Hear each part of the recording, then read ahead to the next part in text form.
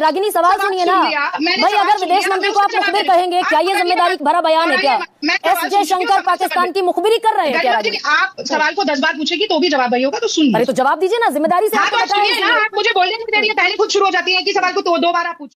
जय श्री राम दोस्तों, अगर आप भी दिल से हिंदू राष्ट्र का सपना देखते हो तो इस वीडियो को जोरदार लाइक ठोको, कमेंट में पूरे जोश से जय श्री राम लिखो और चैनल को सब्सक्राइब करने में बिल्कुल भी कंजूसी मत करना।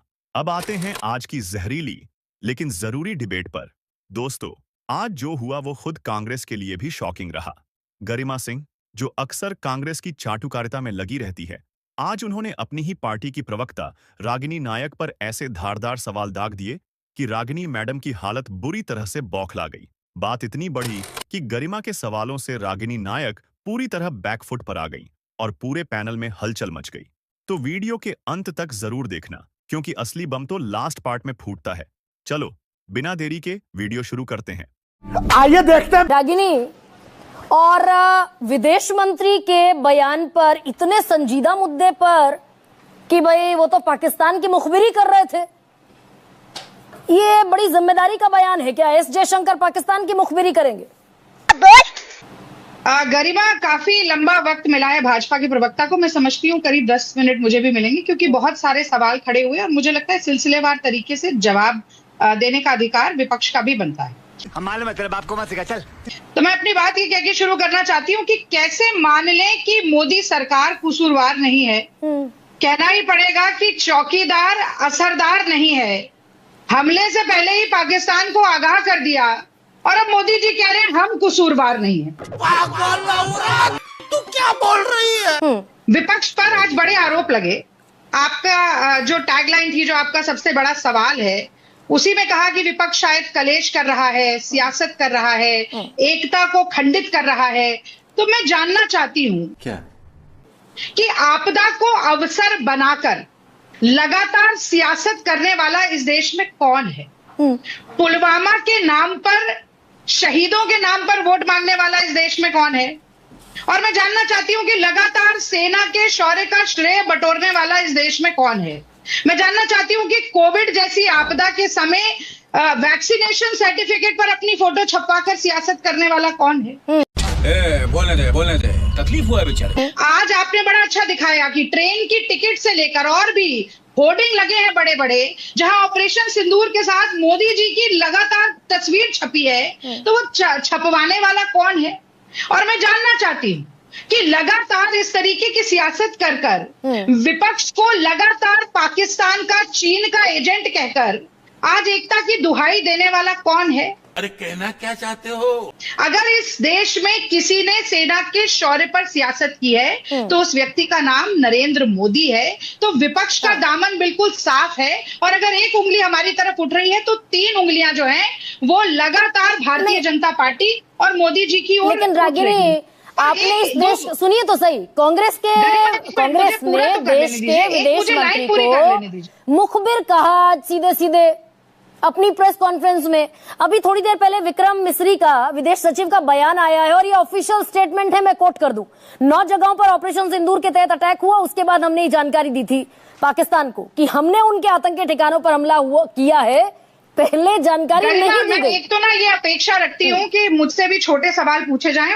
बहन डर गई। मुझे बोलने का ज्यादा समय दिया जाए।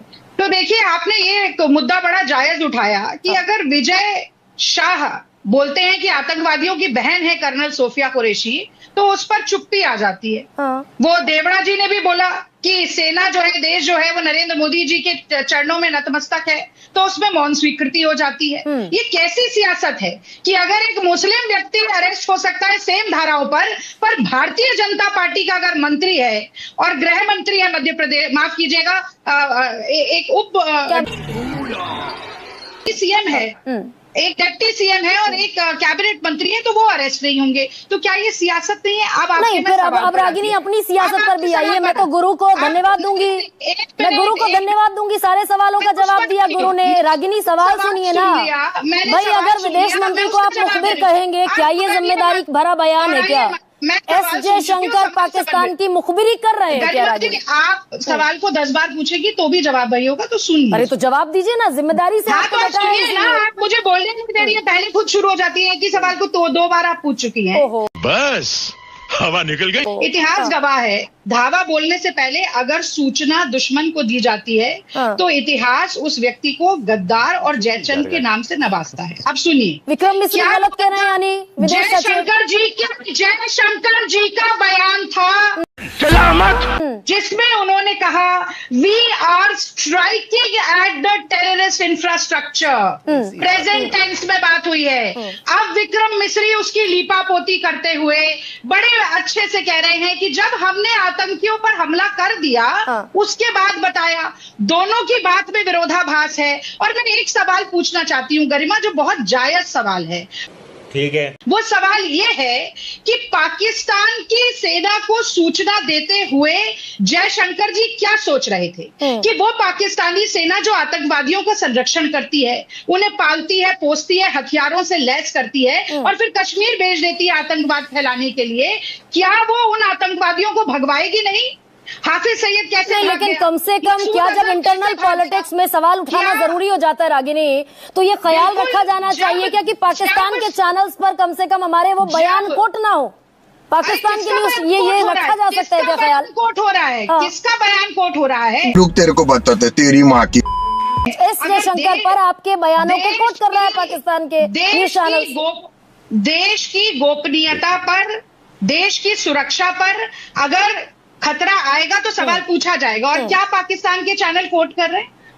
सुनिए, मिलिट्री के आपका निशाना नहीं बनाएंगे, टेररिस्ट के गाने वहां कर देंगे। हाँ, और ये कह रहे हैं कि साठगांठ थी भारत की सेना की पाकिस्तान की सेना के साथ।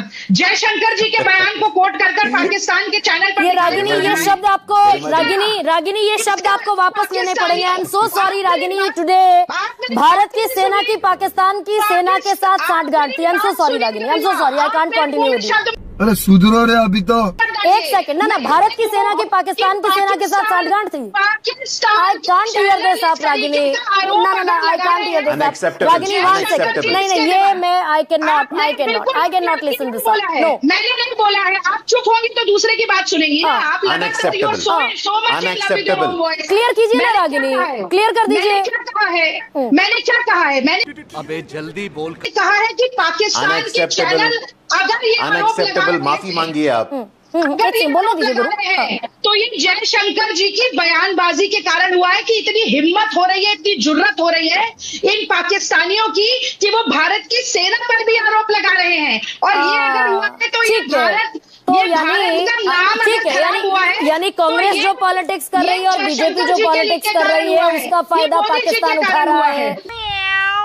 यहाँ बिखर गई सारी यूनिटी, यहाँ पर वो सारी एकजुटता की हवा निकल गई मात्र 10 दिन में। राजीव जी, ये तमाम चीजें भाई क्यों हम एक डेलीगेशन। पहली बात तो ऐसे लोगों को आप उतनी गालियां दो जितनी आपको आती हैं, जितनी नहीं आती लोगों से पूछ कर दो।